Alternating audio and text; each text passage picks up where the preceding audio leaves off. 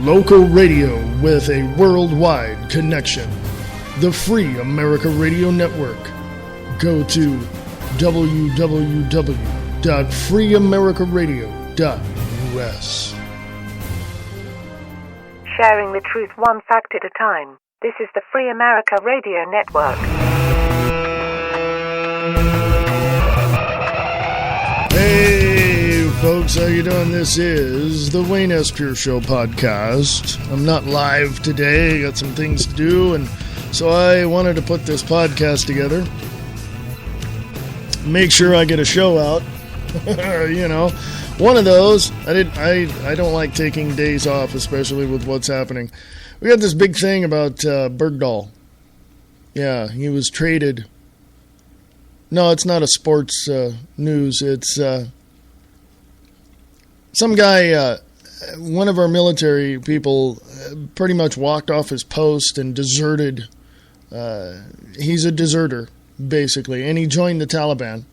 And now he spent 5 years with the Taliban, and now he's home.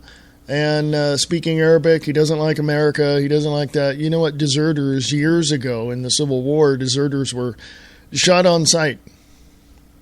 They were hung. They were immediately taken care of. Now we trade our deserters for Taliban prisoners. And it's pretty pathetic, really. And it's just something I cannot stomach anymore. I can understand why he doesn't like his country of origin. I can understand why he felt the way he does. But what is pathetic, and I didn't see the clip from when his father went to the White House and spoke with President Obama, how his father said something in Arabic, like giving praise to Allah. Okay? So I've had enough of morons, douchebags, pieces of trash like that. I'm done. Okay? Do you understand me? I am done. These people need to be taken out and shot. They're treasonous deserters, and they don't deserve to be here. If he wanted to be over there, you know what the Taliban do with people that just their enemy? They kill them. They don't care. They're like, you're my enemy. They kill them. However, whatever you want to, however you want to imagine them doing that. But I've had enough. I've had enough of trashy, no good, criminally minded people. I've had enough of the regime, the communist regime in Washington, D.C. I've had enough. And I'm sure you have had enough too. And as far as I'm concerned, if we don't do something to get our country back, we're screwed. No, I'm serious. We're freaking screwed if we don't, step up to the plate and do something. Okay? If we have, if we have people out there that are constitutional, that love America, that want to be free and liberated and have peace in America, then we've got to defend that. I'm not telling people to go out and commit some horrendous, atrocious act out there. It's made a new word, atrocious and horrendous all at once. I'm not saying to go out and purposely turn over cars or beat people up just to get your point across. No, what I'm saying is the enemy is going to come at us. Are we willing to stand up and defend our liberty and freedom and peace in this country? Are we willing to stand up on the Constitution of the United States prior to 1871 and tell our enemies, kiss my ass, you're going to die? Are we willing to do that? Now, I know that's some harsh words, and I know that concept is foreign to many, but we had to do it before in this country. And I don't see any other reason why we can't do it now. I have a history of family in the Civil War. They were in the North. They were in Michigan. And I'll be damned if I dishonor them. And that's the thing. We have to look at our history. We have to do what we have to do. We have to see what it is. And we have to make the right decisions for the defense and security of this nation. And I guarantee you that if we don't make the right decision, we're done, folks. We are done. The WayneSPierceShow.weebly.com. You can email me at freeamericaradio@usa.com. Want to know what's happening all around us? You do? Great! Come check out the Diana and Wayne's Grab Bag Potpourri Talk Show, Friday nights at 7 p.m. Pacific, 10 p.m. Eastern, right here on Spreaker.com.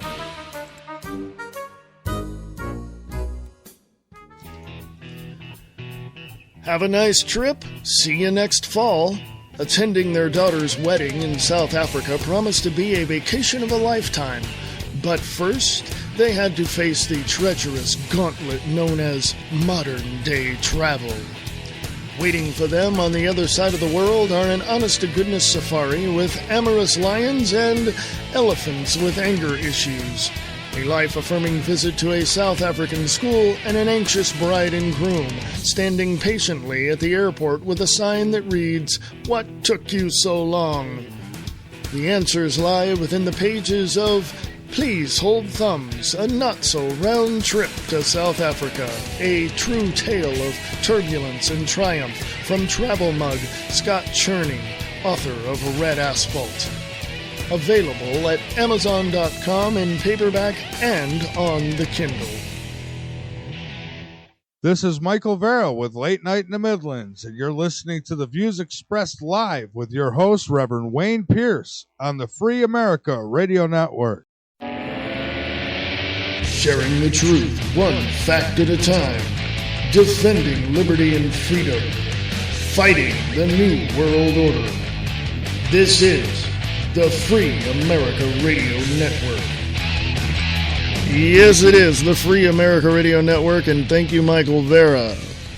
Michael Vera, LateNightInTheMidlands.com. Check his show out Monday through Friday, 6 p.m. Pacific, 9 p.m. Eastern, at LateNightInTheMidlands.com. Anyway, what do we do, folks? Here we are. Here we are in a country that is far from being what our founding fathers wanted it to be. Here we are in a country that has been through hell and back and went back again and came back out of it again for many, many different times in our history. But we are at the brink of a total and absolute collapse where we're going to lose every piece of the United States of America and the principles in which it was founded if we do not stand up and defend her. You got treasonous people, that just really run roughshod over the Constitution and say, screw you, we're going to do whatever we want. We have military personnel that know exactly what's going on. Some of them desert. I think Bergdahl was the one that got caught deserting. Maybe others have left. But this isn't the first time in our history that this has happened. In the Civil War between 1861 and 1865, there were a lot of people deserting. There were a lot of people leaving. Just they'd be in the battle. They'd be, fighting it out with the South, and it gets too much for them, and they go, find a lull in the action, and then they sneak off and go home. And that was treason. That was desertion, and they would just string them up. They would string them up if they found them. I'm pretty sure most of them left and, they weren't found, but, there was no, get into it and then 6 months later, okay, get transferred out elsewhere so you can take a break from it and then 6 or 9 months later come back to the action. No.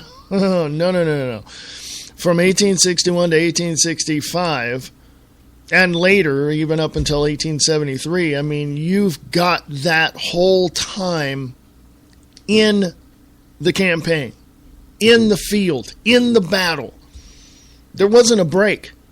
You couldn't stop at noon and have lunch. There was no way. But we have a military-industrial complex that says we are going to expend your lives for the sake of the corporations that own us. Yeah, look at the Act of 1871. And the fact of the matter is,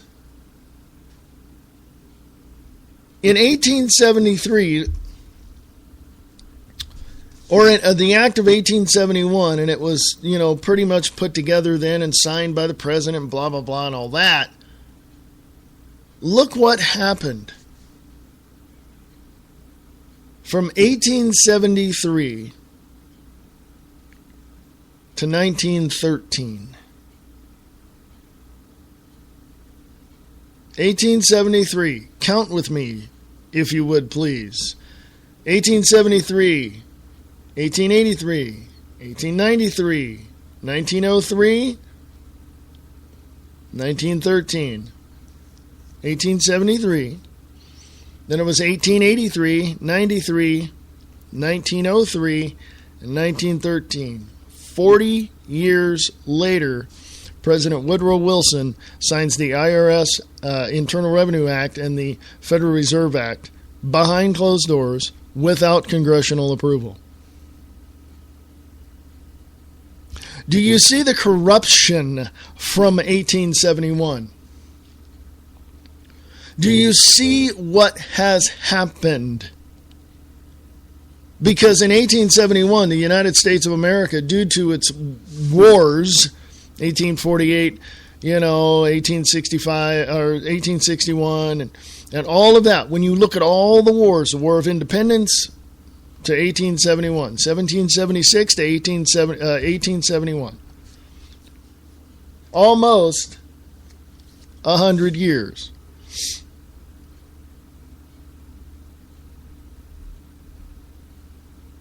Almost 100 years.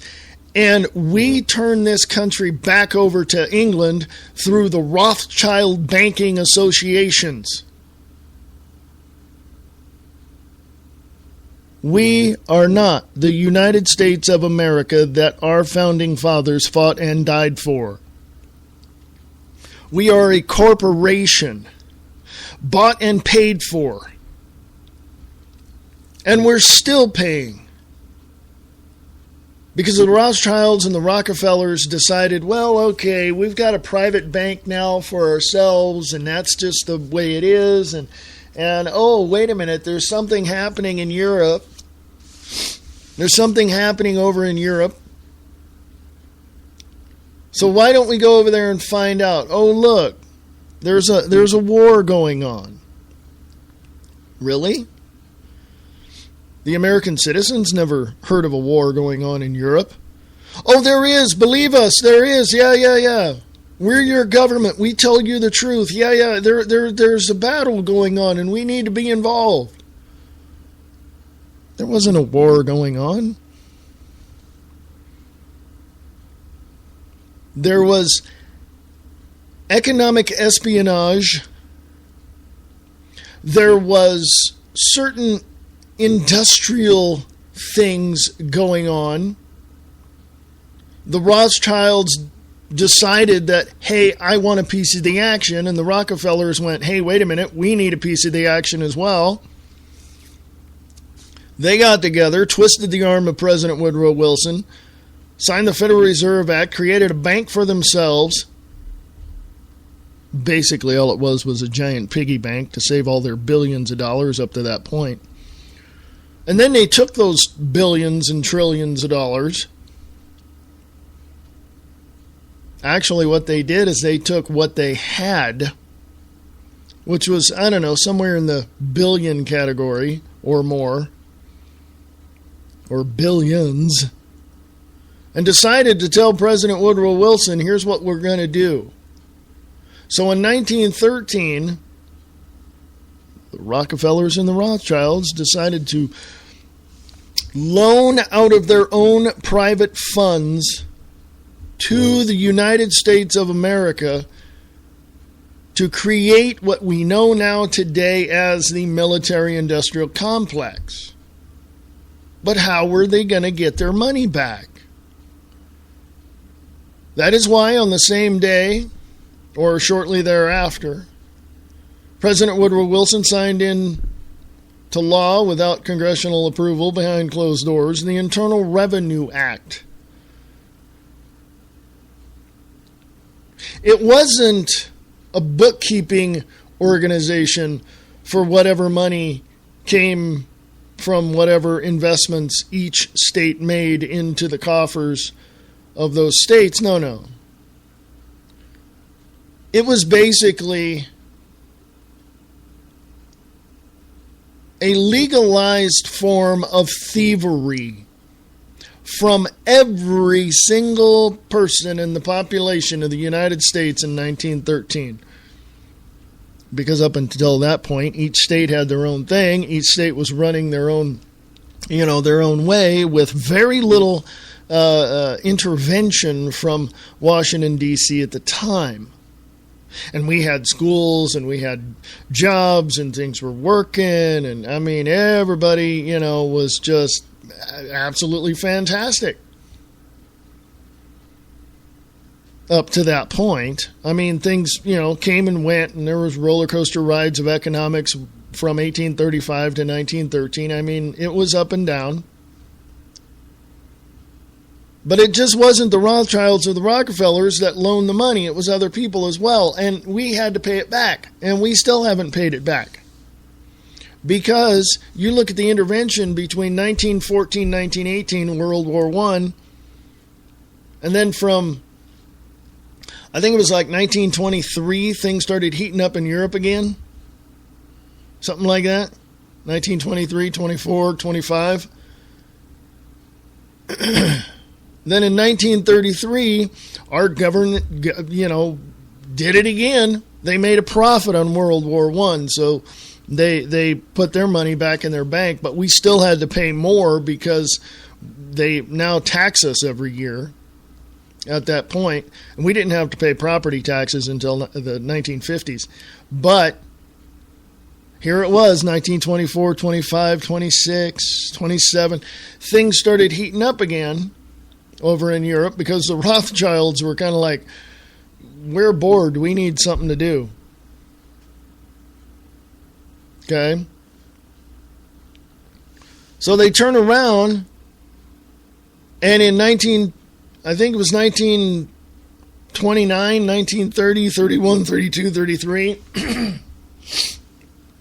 they saw some things happening. And they're going, and then they talked to the Rothschilds, and they talked to the Rockefellers and some of the other industrial types in America. And they decided, hey, wait a minute, let's do this, shall we?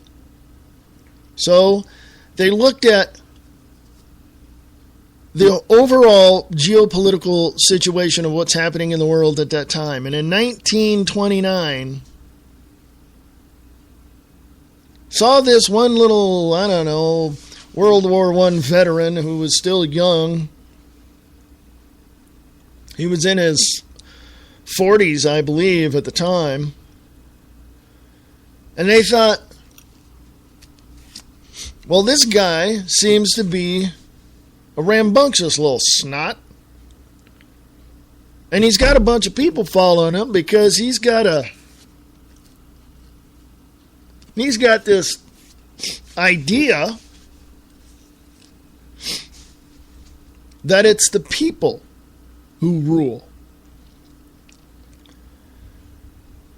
And he started pushing. And this little snot-nosed little, this gentleman, and I use that term loosely, began to show signs of leadership, but didn't quite know how to keep it. So they sent over this person that talked to him and said, hey, here's what you need to do. They infiltrated that little group, the Rothschilds, the Rockefellers, the European and U.S. Intelligence organizations, infiltrated this little group. And they started talking to him. Well, in 1930, 31, 32, there was elections, actually, in 1932, and this gentleman was now part of this organization that was running against the current leader of that time, of this one particular country. And they said, here's what you need to do, and here's how you have to talk to your people. So they did. They put it together. They laid out the plan. They told him this is how it was going to go down. And they literally said, do what you need to do to win, but this is how you win. Here's the plan. You take it from there. And he did. In 1933, this person won the quote-unquote presidency of his country.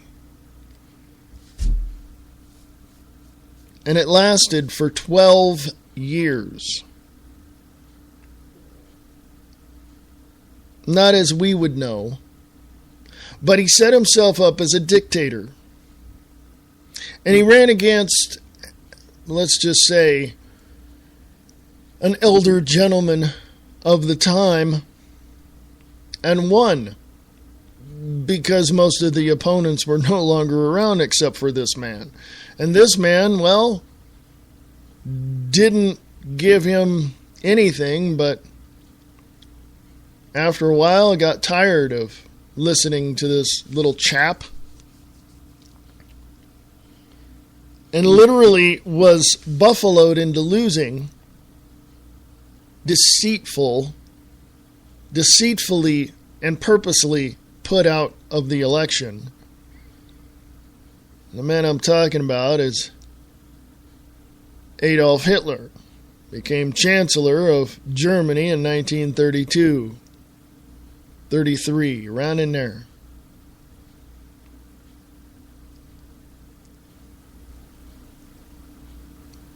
And as they say, from that point, it was all history. But it wasn't as some people might think it was. Your history books are lying to you. They always have and they always will.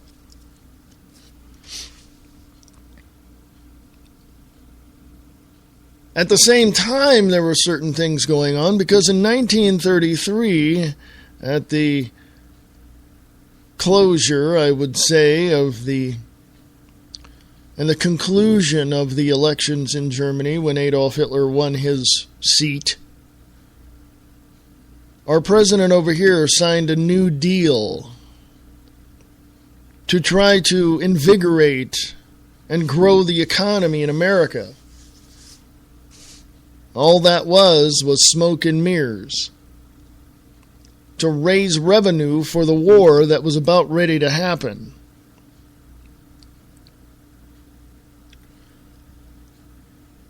So at that point, they had to put money in the coffers, and the Rothschilds and the Rockefellers matched a certain percentage of that contribution from the American people. Now, we had been fighting up to that point all the time in Europe, all the time. It was just constant battling in Europe. We never left Europe from 1914. We never left. And because of all of that, from 1933 to 1941, 8 years, hold that number in your head, 8 years it took the Rothschilds, Rockefellers, military-industrial complex of that time to create and implement certain false flag events that caused us to keep in those wars and to create more wars along the way. Then, with all of that distraction in Europe and in all those areas, the Japanese decided, they're being distracted by the wars in Europe. Let's go do what we got to do. And so the Japanese decided to come up with a plan to attack the bases that are out, such as, Guam and Midway and Pearl Harbor and all those. And it was a step from Japan. You get all those military bases out, then you hit the coastline of California, and you ruin it. Didn't happen. Although we did have Japanese and German subs around the United States underwater at the time. So, since we were distracted in Europe, Japanese decided to bomb Pearl Harbor. And they did a pretty good job at doing that. Now, you would think from 1933 to 1941, that would be the World War, wouldn't it? I would consider that to be the War of the Nations, because we had Germany, we had England, we had, Europe, most of Europe and England specifically. And we had other countries in that region battling the Germans against, we had Russians in there and everything else. We were just constantly on the battlefield. And then 1941 rolls around, and then it becomes a world war. Why, I don't know. It was World War II at that point. Considering the history, I would think that it was just a constant war from 1914 to 1941. So then we have a definitive purpose. And briefly stating before the bottom of the hour break, we have 1941, a world war. 4 years later, supposedly and allegedly in a bunker, Hitler kills himself with Eva Braun, or Braun, whatever you want to call her. And then in September of that year, we have General Yamamoto on a ship out in the Pacific signing a surrender order, stopping World War II. Well, don't you think it's kind of convenient that all of this happened in the short time that it did from 1941 to 45?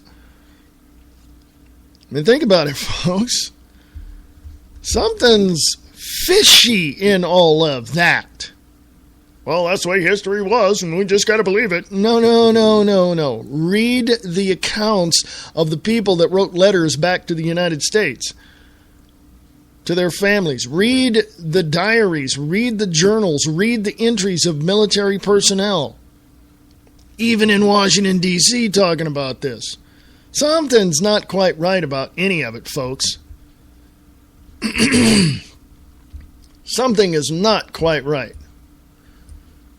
And I'll be back right after this. This is Reverend Wayne S. Pierce from the Free America Radio Network. Prepare yourself for the unexpected. Have an emergency food supply available when you need it. You never know when the next power outage or natural disaster will happen. Are you prepared when it does? Go to Free America Radio Network website and click on the Store tab and get your emergency food supply now. Go to freeamericaradio.us. A natural disaster could happen at any time. Be prepared. Go to freeamericaradio.us and click on the Store tab to get your emergency food supply today. That's freeamericaradio.us and click on the Store tab and prepare in case something happens.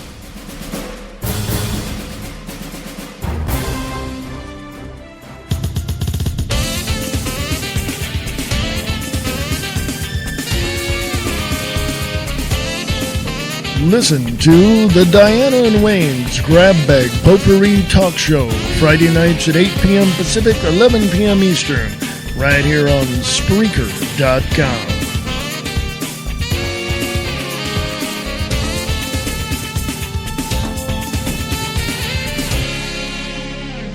What is reality? The foundation of reality is based on many concepts. Each person perceives reality differently. In the book, The Grid by Marie D. Jones and Larry Flaxman, they explore the hidden infrastructure of reality. Get your copy today at Barnes & Noble and Amazon.com. The Grid by Marie D. Jones and Larry Flaxman.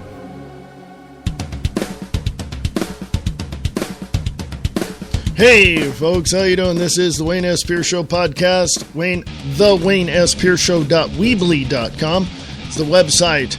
Contact me at freeamericaradio@usa.com. That's freeamericaradio@usa.com.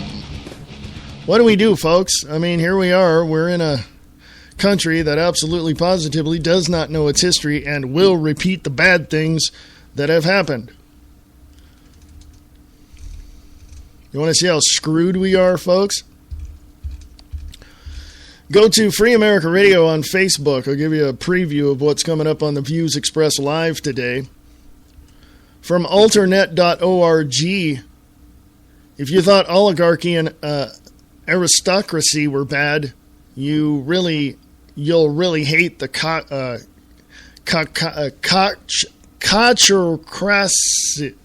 Whatever. You'll see it. I cannot pronounce that word.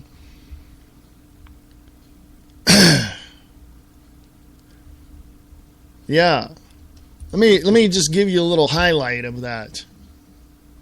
Posted the 31st of May. Posted the 31st of May from alternet.org.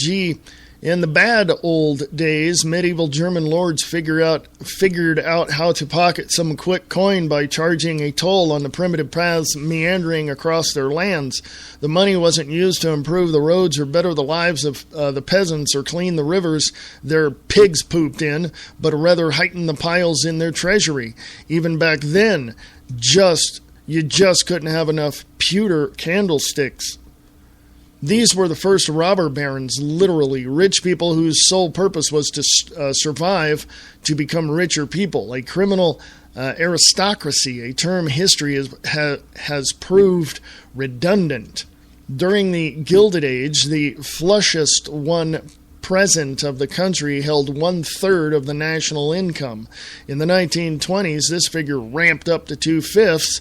Molehills compared to today's mountainous wealth, where the richest 400 American families control more money than the poorest 165 million of their fellow citizens put together.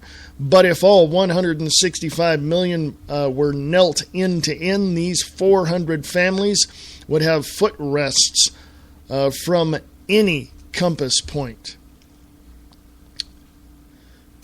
This was written by Will Durst over at alternet.org. 6 members of the Walton family have accrued as much money as the bottom 41% of all Americans. Now, how hard would it be for them to cover the health care of Walmart employees? They'd still be worth as much as the bottom 34%. How many pewter candlesticks does one family need? You'd think they could get them wholesale. In decision after decision, the Supreme Court has equated money with free speech, which would be great if it meant the more we spoke, the more we're worth. But alas, no, that's not the deal. Pretty much the opposite, come to think of it. Rich people have exploited these high court rulings like foxes given skeleton keys to the Tyson chicken empire. Any politician who espouses lower taxes on the rich and blunting the powers of the poor gets back. That's important, folks. Let me read that again. That line is very important because it shows the knife in the side of the poor. Watch. Any politician who espouses lower taxes on the rich and blunting the powers of the poor gets backed. In other words, suppress the poor and you got yourself a political job. With unlimited sums. Well, of course, the poor have free speech too, but we might as well be whispering downstage at a Metallica concert. A plutocracy is a society where the rich make the rules, quickly becoming our norm. The 9th richest man in the world, Sheldon Adelson, focuses on politicians whose Israeli policies most closely mirror his. That's it. One issue. In 2012, he gave $90 million to various GOP presidential candidates. And in the next election cycle, he is reportedly ready to triple that number, recently holding auditions in Las Vegas for his own personal presidential candidate, American Idol. Once again, not Clay Aiken. The most Darth-like of the new robber barons are the Koch brothers, David and Charles, each richer than Adelson. These self-made inheritors of a vast oil empire are responsible for jump-starting the Tea Party and ALEC, and are now hand-picking candidates all over the country, pouring in vast amounts of money to get them and their skewed legacies elected. Wisconsin Governor Scott Walker is one of the first-generation Kochbots, a bit glitchy. If so desired, the Koch family could spend $1 billion a year for the next 85 years buying politicians, bankrupting the rest of us through Kochbot legislated tolls on a primitive paths meandering across Koch-owned lands, especially egregious when all lands are Koch-owned. Get ready for the American Kochocracy. There we go. That's the word. Will Durst is an award-winning, nationally acclaimed political comic. Go to willdurst.com to find out more. These people don't know how to write. About his, he's a comedian, folks. Will Durst, you heard of him? Yeah, he's a comedian, much like Al Franken, who's a senator, and now, what the hell are we? We had president, we have a puppet, we have a comedian, we had a singer, in there, Sonny Bono, remember him? We had, we had another actor as a senator in there, so it's come on, man. Can we get real people in there now? Can we just get real people in the White House and kick out all the Koch-influenced, what do they call it? The cronies. That's what it is. Can we just do that? Can we just get these assholes out of here? Yeah, I said it. I'm going to say it again. Maybe not, but can we just get these people out of here? Because I guarantee you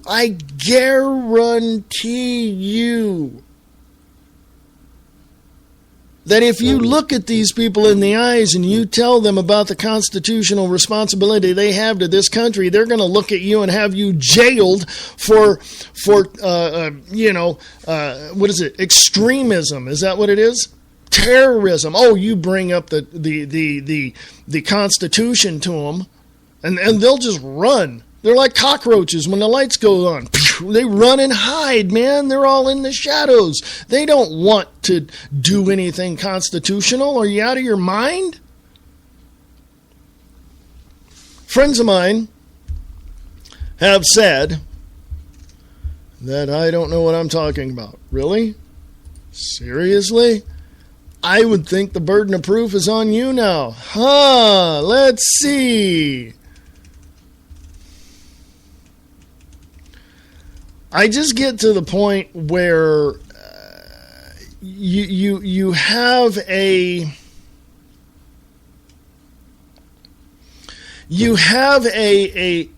view of one thing, but somebody will come along and say, no, you're wrong. Well, if you're telling me I'm wrong, don't you think the burden of proof would be on you?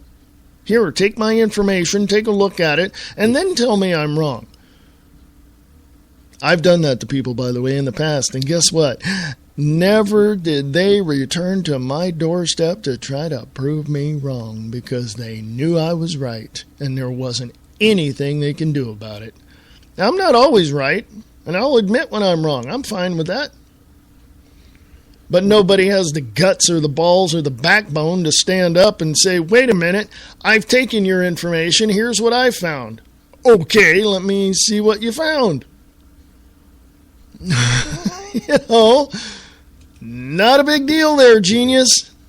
Sit down. Let's have a nice, rational discussion and debate about it. But you sit there and you point your finger and you act like a damn idiot and tell me I'm wrong, then the burden of proof is on you. And if you can't prove yourself right, bye, have a nice day. There's a picture on my page and on my personal Facebook page with Yoda. Yeah. Liberals.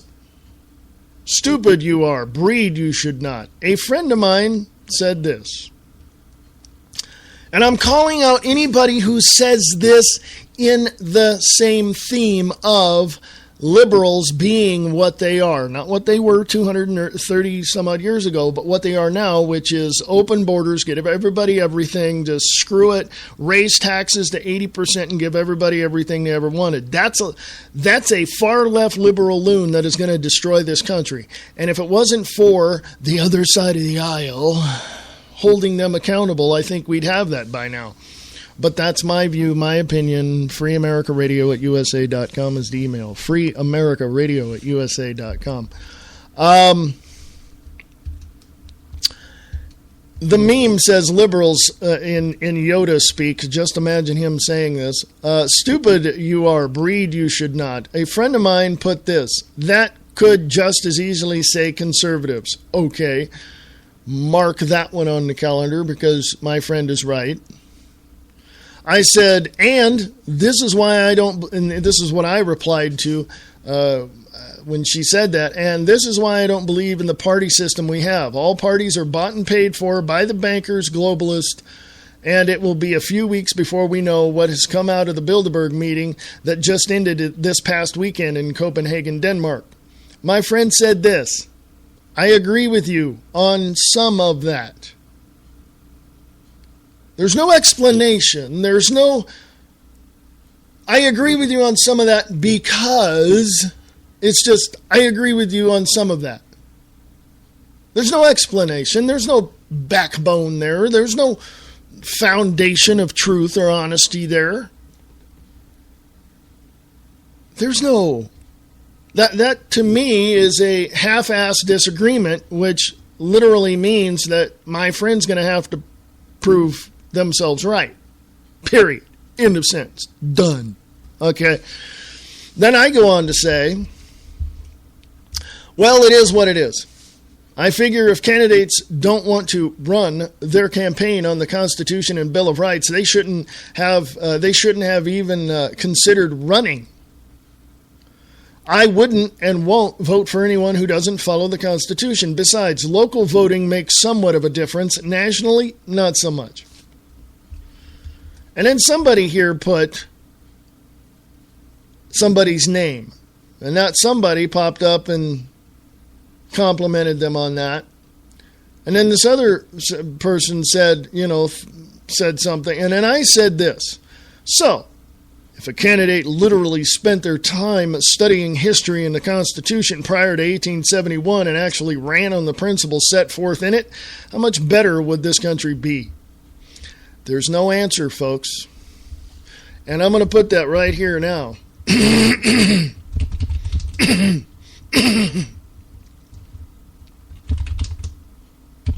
Some go off topic and some... and see, some go off topic, I see, and I asked a question, and not surprised, I get no answer. Interesting. Whoops. Sorry, folks. I got a little something going on there. And didn't mean to do that in your ear. Sorry about that.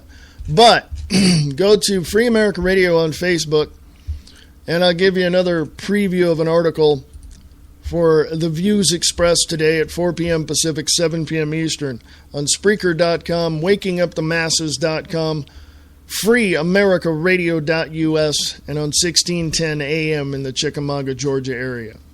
There's a video there from Anthony Heath, Bilderberg Group, the secret rulers of the world. You may want to see that. From theblaze.com, is teaching American history racist? Isn't that wonderful? A white Michigan middle school teacher remained suspended 2 weeks after he was placed on administrative leave. His crime? Teaching history. Alan Barron was teaching his 8th grade class about the history of racial segregation when he showed a video featuring blackface. By the way, let me go back in history for you if you don't know what blackface is. Google or go to startpage.com and punch in Al Jolson. Okay, Al Jolson was famous for vaudeville and film, and he was performing in blackface. And look up Amos and Andy. They were on radio, and they were white men pretending to be black.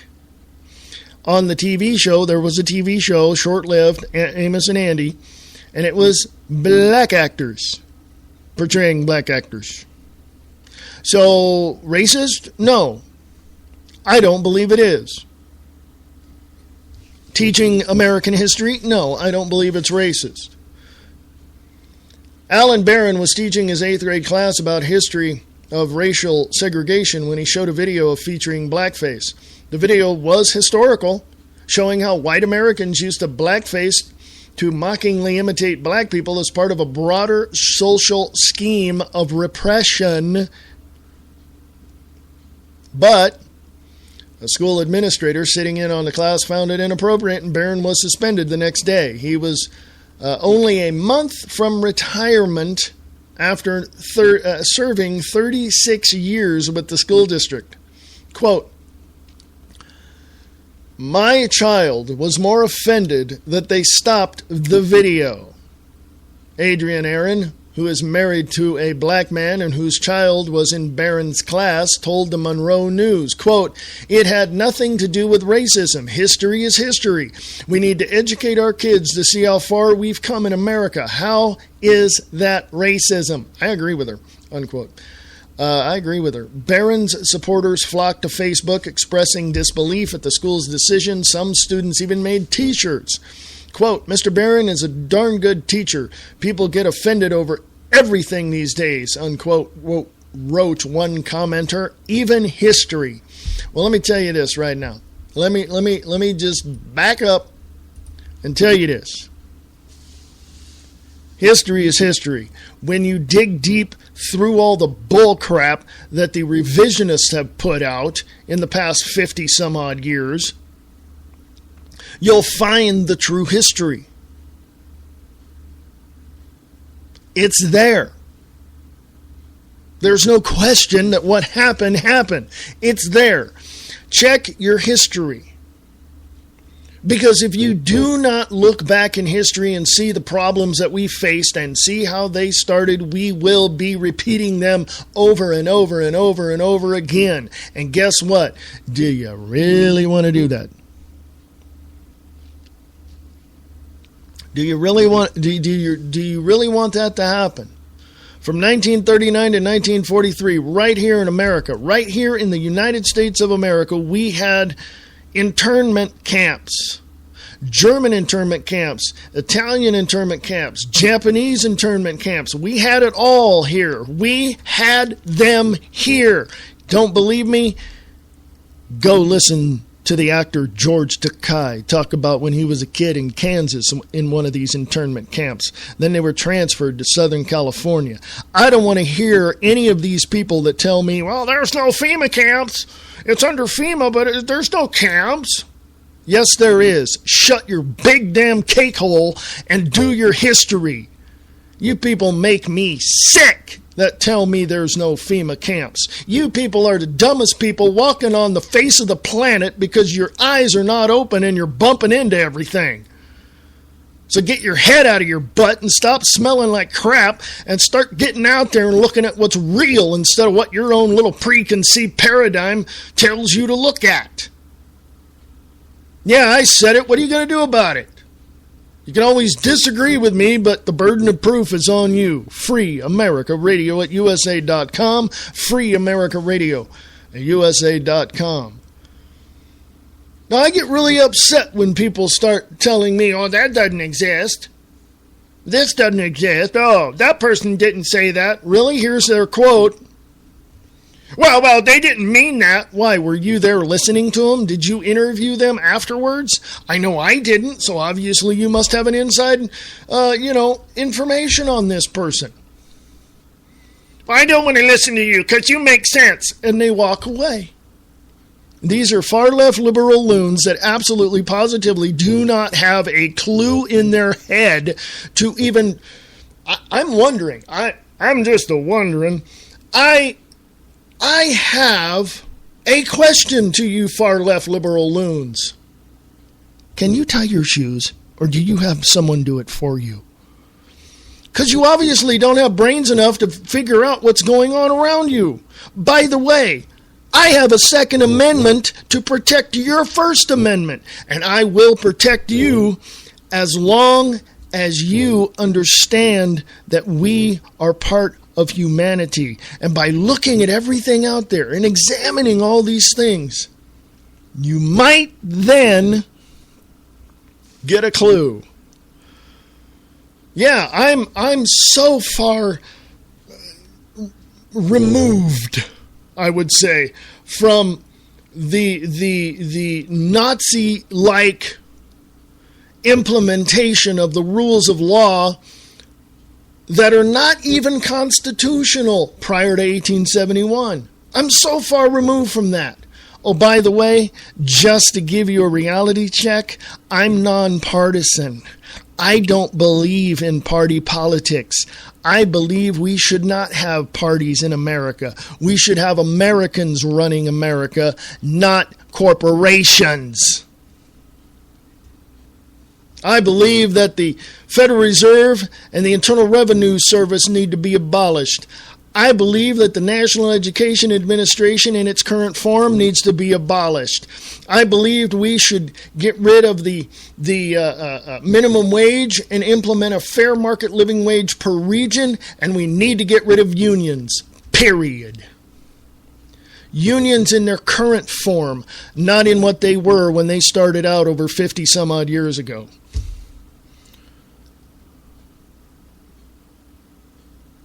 Everything starts out good. Everything starts out positive. Everything starts out in a good way. And then all of a sudden somebody comes along and infiltrates it from the other side and screws it up and destroys it.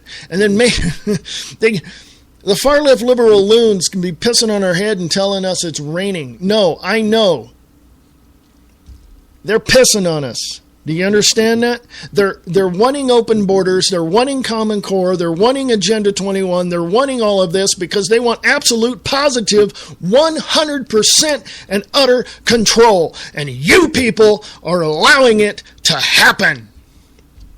I'm nonpartisan, remember. I'm not Democrat or Republican. I'm not liberal or conservative. I'm an American who sees it for what it is.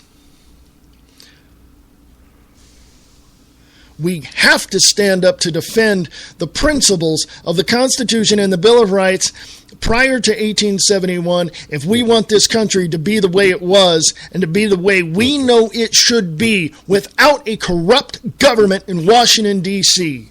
And if you can't figure that one out, folks, as William Cooper would say, it's beyond my capability to explain it to you.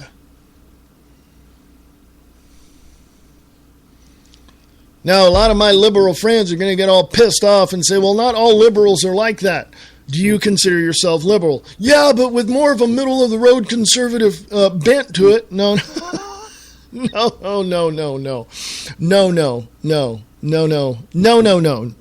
No. Have I said no? Okay. You consider yourself liberal and call yourself liberal, but with a conservative bent. You're liberal. You're nothing but. But I want illegal immigrants. I don't want that. I want them to do it the right way and come in. Well, so do I. But you're still wanting them.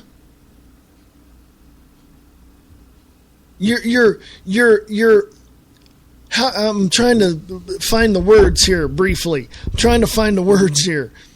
Okay? You're contradicting yourself when you say that you want the legalities and the principles of the Constitution of the United States of America, but you call yourself liberal. You are contradicting your own principles. Hello? Then the argument continues. But I have a First Amendment right. I have a right, blah, blah, blah, blah, blah, blah. Yeah, really? You do? Cool. Right on. Awesome. Give you a virtual high five. Because my Second Amendment protects your First Amendment and every single other right that you have that is protected by the Bill of Rights of the Constitution of the United States of America prior to 1871. So if you don't like the fact that I'm going to protect you and your rights, bye, have a nice day. China and Russia would love your citizenship.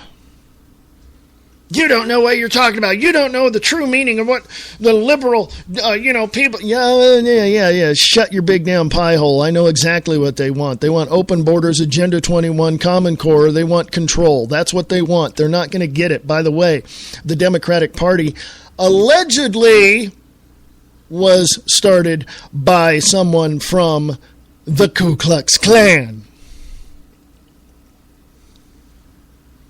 So, I could be wrong in that. That's why I said allegedly.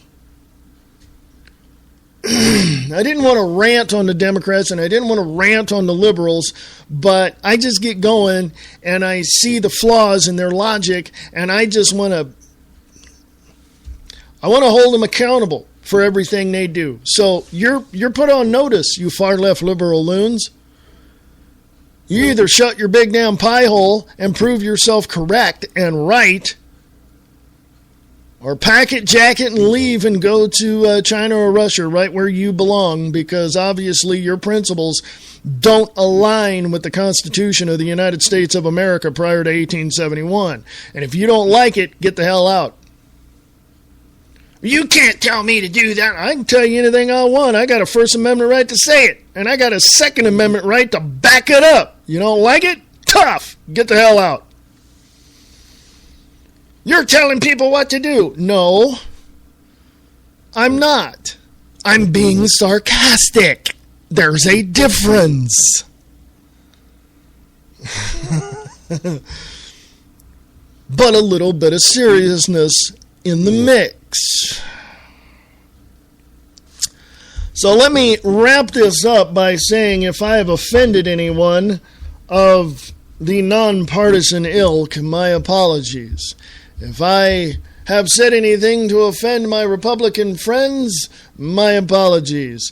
If I've said anything to offend my Democratic friends, my apologies. To the far right and the far left that want nothing but socialism, Marxism, fascism, or a dictatorship in the United States of America, I have one suggestion for you. Get the hell out of America and go to China or Russia where you belong. That's just the way it is. Oh, and by the way, take your corrupt corporations with you because you don't own the United States. As a matter of fact, within the next few months to a few years, you're not going to own anything because we're going to find you and we're going to throw your asses in prison for treason against the United States of America and crimes against humanity. So think about that one next time you look at yourself in the mirror. Come join me on the Views Expressed Live today. I probably won't be as vocal or loud or whatever, but yeah, come join me. 4 p.m. Pacific, 7 p.m. Eastern, right here on Free America Radio Network on freeamericaradio.us.